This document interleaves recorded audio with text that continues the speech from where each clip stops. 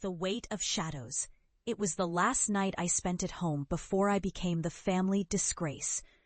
My mother's voice cut through the air like a serrated knife, laced with disbelief and derision.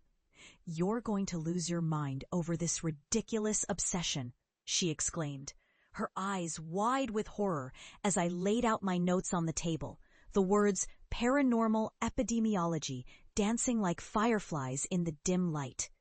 My father chimed in, his heavy sigh punctuating the silence.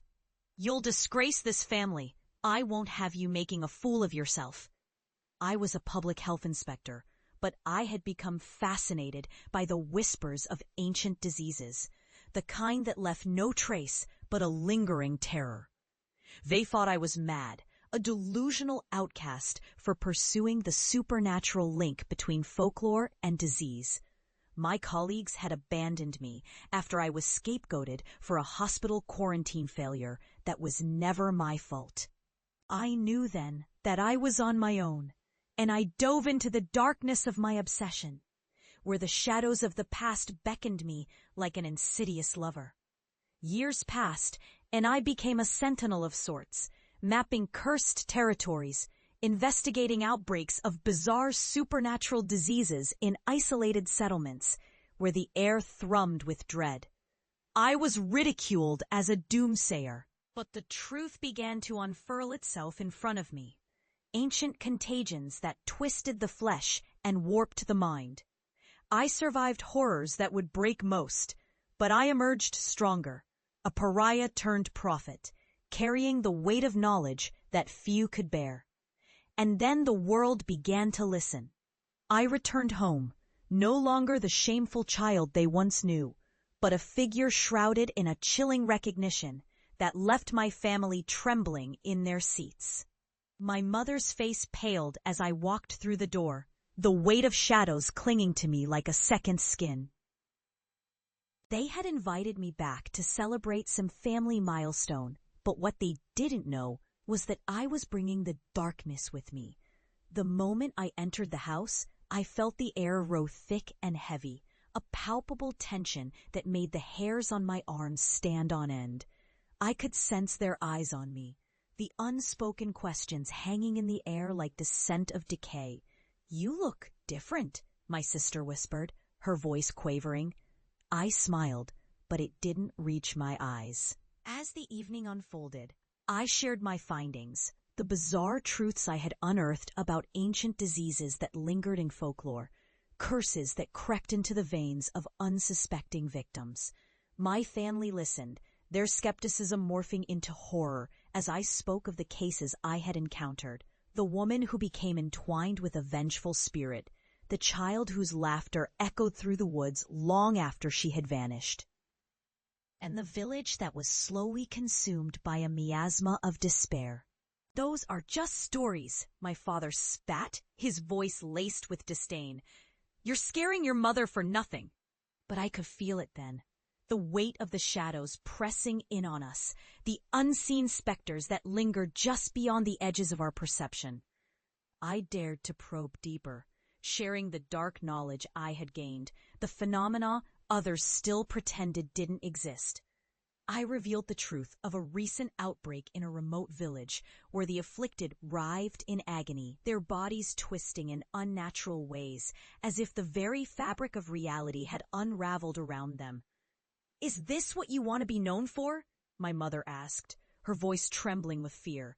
"You're bringing this darkness here." And then it happened. The air crackled with a palpable energy, a shift that sent chills down my spine. I watched as shadows coiled around the corners of the room, the flickering candlelight casting grotesque shapes that danced along the walls. I could hear whispers, soft and insidious, creeping into my consciousness, echoing the fears I had long buried. The weight of my knowledge was manifesting before them, and I could see their disbelief begin to fracture. Suddenly, the lights flickered, plunging us into darkness. Panic surged through the room, and I felt something ancient and malevolent seep through the cracks, a presence that had been lingering, waiting for the right moment to reveal itself. "You mocked me," I whispered, my voice barely a breath. You called me insane, but now you must witness the truth. A figure emerged from the shadows, a wraith-like specter that twisted and writhed, its form a grotesque parody of humanity. My family screamed, their voices a cacophony of terror, as the figure lunged, its haunting eyes locking onto my father. In that moment, I understood the price of their disbelief, the cost of their ridicule. They had laughed when I spoke of curses, of the darkness that lurks just beyond our understanding. Now, they were forced to confront the very horrors I had uncovered. As the apparition enveloped my father, I could see the flicker of recognition in his eyes, the dawning realization that his scorn had summoned this darkness.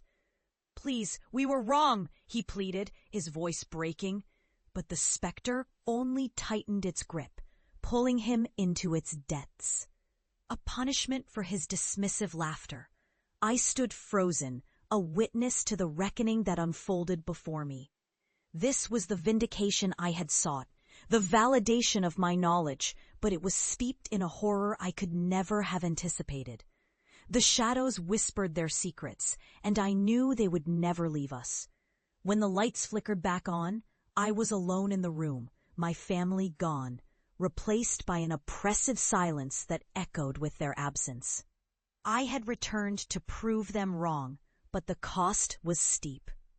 I was a guardian of the dark, a sentinel of the shadows, and I would carry the weight of their disbelief forever.